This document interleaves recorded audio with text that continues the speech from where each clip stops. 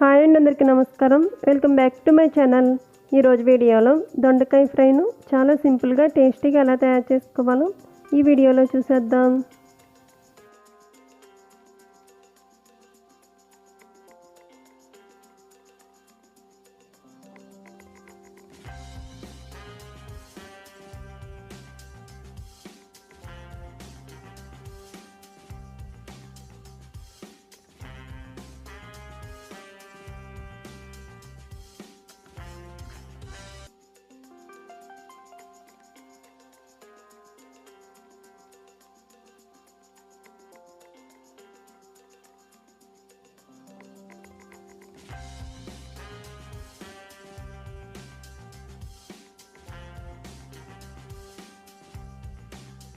ఇలా పచ్చి కొబ్బరి వేసుకుని చేసుకున్నట్టయితే ఈ దొండకాయ ఫ్రై కమ్మగా చాలా అంటే చాలా రుచిగా ఉంటుంది.